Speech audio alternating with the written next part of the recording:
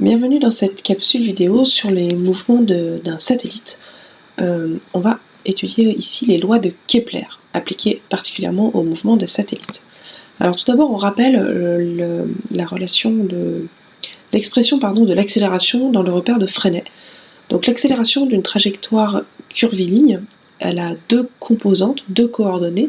Une coordonnée qui est perpendiculaire au mouvement qui sera ce qu'on appelle l'accélération normale, qui est égale à v au carré, donc la valeur de la vitesse au carré divisée par le rayon de courbure.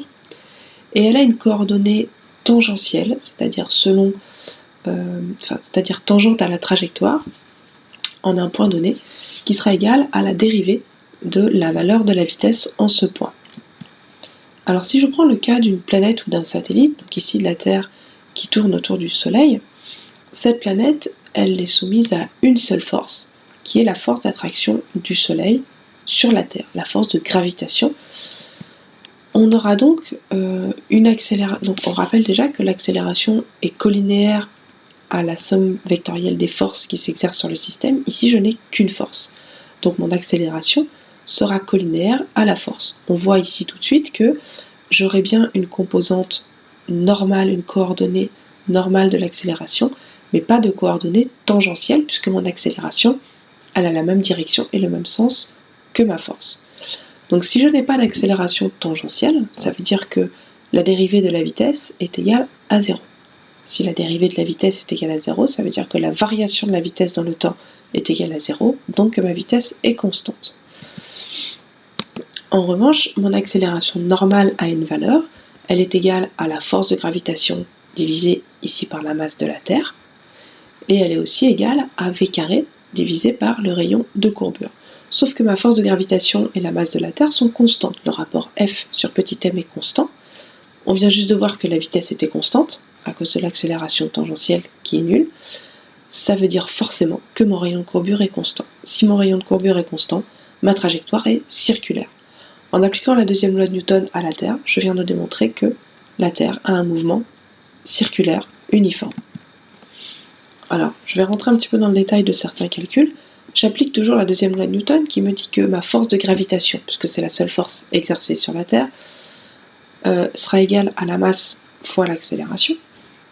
Ma force de gravitation, c'est constante de gravité fois la masse du Soleil fois la masse de la Terre divisé par la distance entre les deux au carré, c'est-à-dire le rayon de l'orbite au carré, qui est égale donc à la masse fois l'accélération, la masse de la Terre, fois v carré sur r, l'accélération normale dans le repère de Freinet.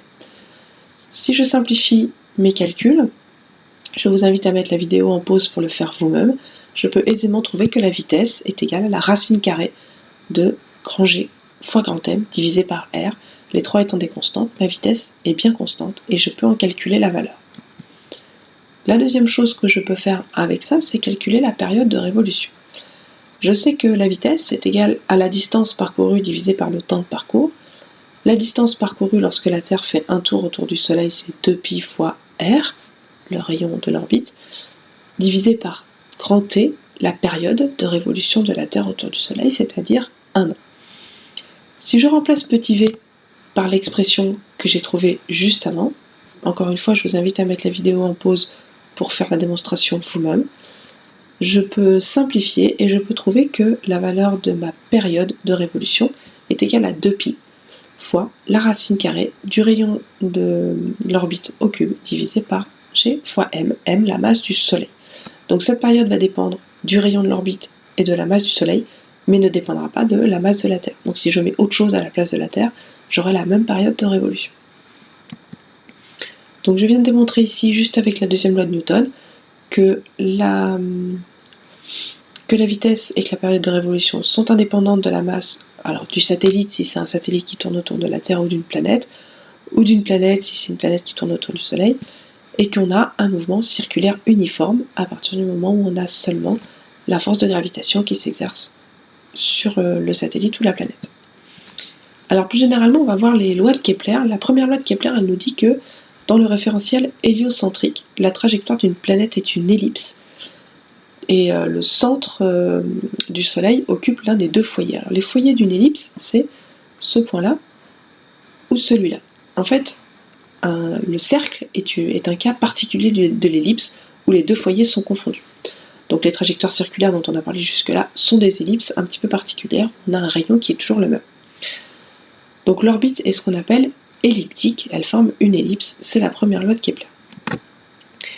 La deuxième loi de Kepler, qu'on appelle aussi la loi des airs, nous dit que le segment qui relie le Soleil à la planète, donc ici, là, là ou là, balaye des aires égales pendant des durées égales. Ça veut dire quoi? Ça veut dire que si j'ai le même temps de parcours entre le point P1 et P2, donc la même durée ici que entre P3 et P4 que là, ça veut dire que les surfaces balayées par ce segment, c'est-à-dire les surfaces S1 et S2, sont identiques. Donc si l'intervalle de temps P1, P2 est identique à l'intervalle de temps entre P3 et P4, les surfaces S1 et S2 sont identiques. Le segment balaye des aires égales pendant des durées égales. La troisième loi de Kepler, c'est une relation mathématique qui existe dans le cas d'une trajectoire elliptique qui nous dit que la période de révolution au carré divisée par le demi-grand axe au cube, le grand axe d'une ellipse c'est celui-là, petit axe ici, grand axe là, donc le demi-grand axe c'est la moitié, entre là et là par exemple, est égal à 4pi au carré divisé par g fois m. Si on prend la relation de la période de révolution qu'on a trouvée tout à l'heure avec la trajectoire circulaire, donc en remplaçant A par R, on retrouve exactement la même chose.